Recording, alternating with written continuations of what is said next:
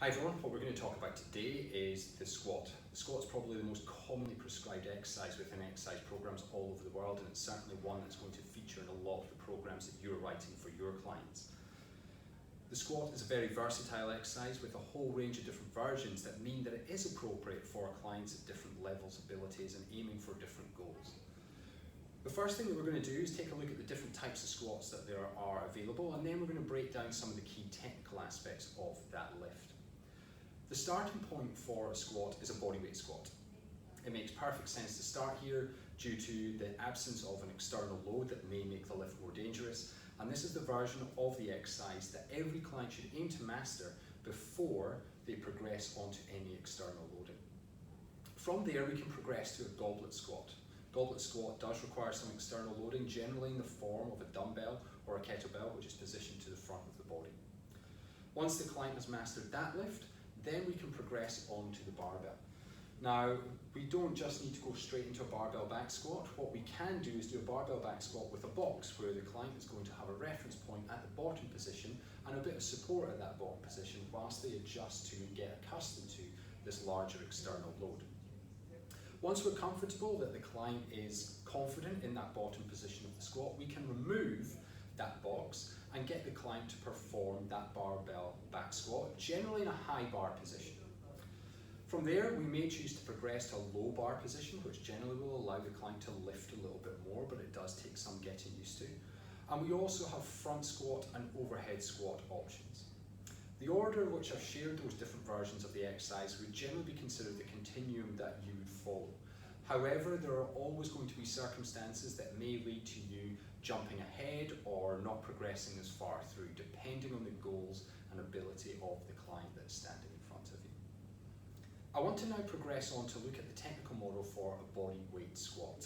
As we have already said, this is the starting point for teaching someone a squat. It's really important that we give the client good technical knowledge of this exercise so that they can perform it safely and effectively, and then progress to hopefully larger external loads. So the first thing that we need to do is look at the positioning of the feet. Now, before I go any further, I do want to highlight that feet position is something that people are going to have very individual preferences on, largely based on their anatomy and what feels comfortable for them. So it's not like the points that I'm sharing with you right now are absolute gospel and you have to do it this way. Every single client will have their own preferences.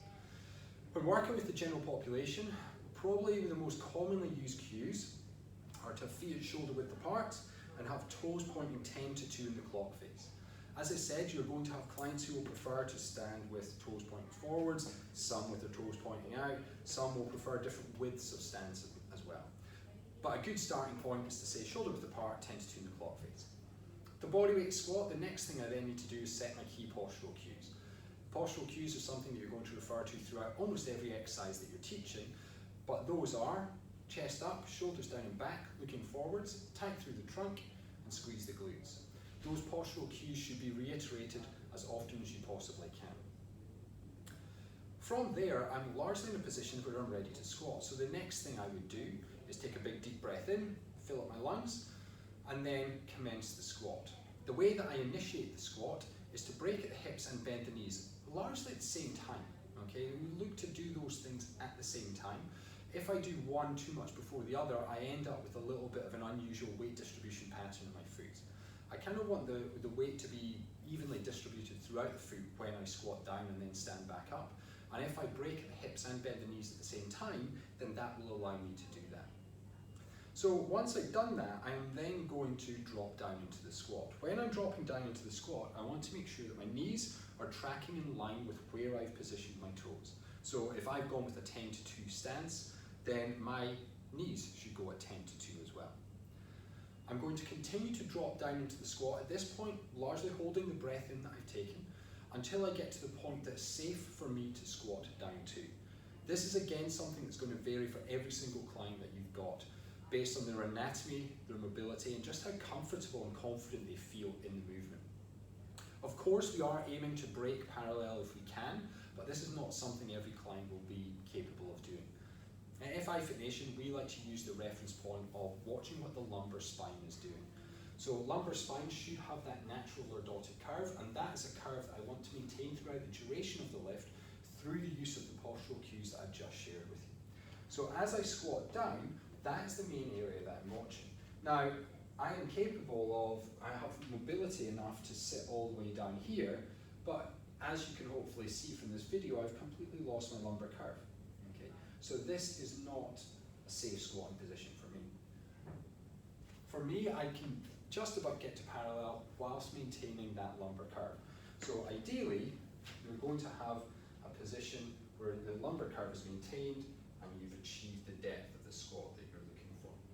Okay. If someone loses lumbar curve and they've only got to a quarter squat, then that's as deep as they squat. You do not let them go any further, and you work on improving the movement. The one thing that we've not spoken about is the hand position. Now, hand position is something that can change the demands of the squat. Nice and easy options are to put them on the hips and across the chest, okay? But you can make things a little bit more difficult and challenge that chest up posture by having the client place their hands behind their head or even over their head as well. It doesn't have a massive impact on the squat, but it will influence balance quite a bit. If you're perhaps working with an older client who is experiencing balance issues, then it can be useful to use a counter swing as they squat down, or even allow them to hold on to a bar for support as they squat down. So just to reiterate, key coaching points: feet shoulder width apart, toes at 10 to 2, postural cues, so shoulders down and back, chest up, looking forwards, tight through the trunk, squeeze the glutes. Big breath in, break at the hips and knees at the same time, allowing the knees to track over the toes.